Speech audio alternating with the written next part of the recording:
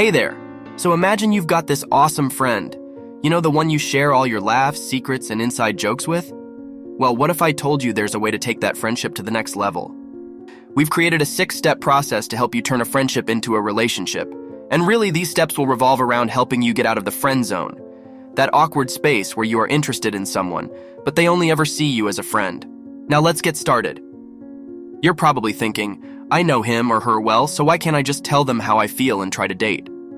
Sure, you may have read a few stories online that give you hope, but the reality is that most people caught in the friend zone that express their feelings wind up back in the friend zone. The truth is always more complicated than you think. It's really more about when and how you make your move. Here are the steps that we suggest you take. Step number 1, transition from being passive to active. You may not feel it's within you, but you have to take a step back and objectively assess the situation. A study made at Sage Journals expresses, basically, men and women have different approaches to gaining the attention of the opposite sex. Women tend to wait for a man to make a move. We suggest you stop being the one to wait and actually take action. And this leads us very nicely to the next step. Step number 2, adopting the paradigm shift mindset. If you're truly determined to move your relationship forward, you must first mentally shift your mindset. If you want something different in your life, then you need to start moving differently. A lot of the way to get out of the friend zone is about shifting the other person's paradigm. You want them to start seeing you in a new light, as someone that they could be interested in. The only reason that they don't want to commit to you is that they think they already have you. You need to turn the tables on them. You need to friend zone them, but in a nice way. Step number 3, create a fear of loss. Simply put, it's not scaring them, but creating a sense of loss if they don't commit to you. It's your presence that makes life worth living. This includes going out on dates with other people or not responding to their advances. It's not entirely ignoring them, it's letting them know you have a life that doesn't revolve around them. We've concluded that 6 factors can make a man commit to you. Satisfaction. In this context, it refers to how satisfied your guy is with your interactions. So if every time you are together, and he has the time of his life, his satisfaction is bound to be high. Scarcity is often mistaken for not being too available. And while availability is essential, this pertains to how your guy sees you. He needs to think that no one else is out there like you. Fear of loss. This is important because if your guy values your interactions, then he won't want to let that, or you, go. Urgency. Urgency in dating is the same thing. It is the feeling that if you don't act now, the moment or opportunity might pass you by. It's a factor that you don't want to give into on your end, but you want your man to feel heavily on his end. Investment. Anything he puts into the interactions, money, time, emotion, and energy.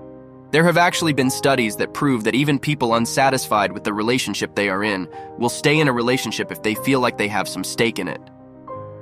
Alternatives. These are how he sees you compared to other women. I'm not saying you should start comparing yourself to other women, but in his eyes, you should appear to be the only option he sees. This seems like a long list, but we can guarantee it can make all the difference in getting him to commit. It takes time, patience, and a lot of dedication, but you can make it happen. Look at that list and see what area you are lacking. Once you've identified it, that's the area you should work on. Step number 4, embarking upon the value ladder. Without a no contact rule. It focuses on the idea that when you are past the point of needing no contact, the way to move forward is by gradually increasing your value as a person by using 5 specific methods of communication. The value ladder is a roadmap for meaningfully connecting with your soon-to-be lover while gradually shifting their perspective. To give you complete insight, here's how it goes. Text message-based communication. Any communication sent via text, iMessage, WhatsApp, instant messaging. Phone call-based communication. Any conversation you have via a phone, video chat, or Zoom session.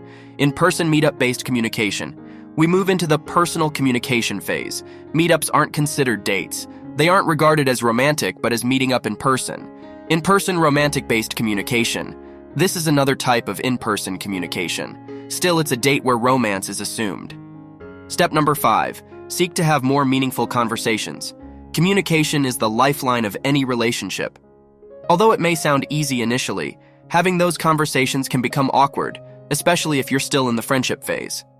Believe me, opening up like that is hard. To start, you need to remember the acronyms FORD and EPIC.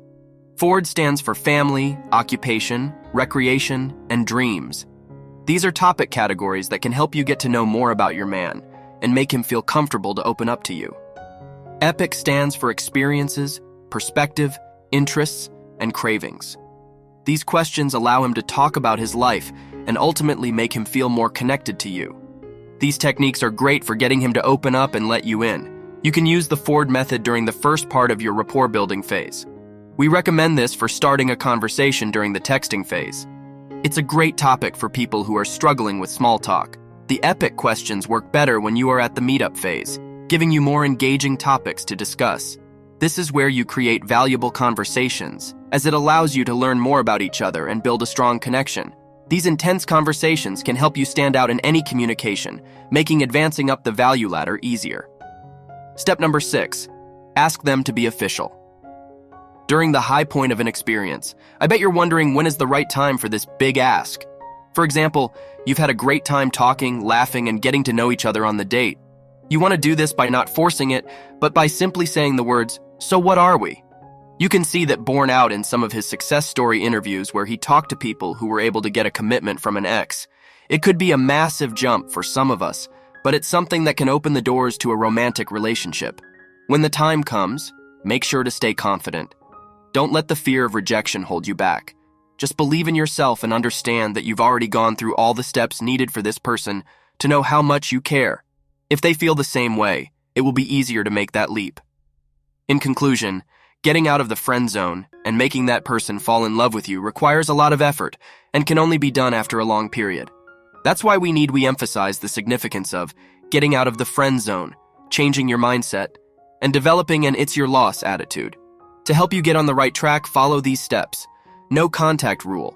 Create more meaningful and intimate conversations. And ultimately, ask them to be official during the high point of an experience. It is the key to making someone fall for you. It takes a lot of effort and dedication, but it's all worth it. If you enjoyed this video, give it a thumbs up and share it with your friends so we can keep making them. For more videos like this, hit the subscribe button and don't forget to click on the notification bell. Also, be sure to check out our other videos as well. Thanks for watching.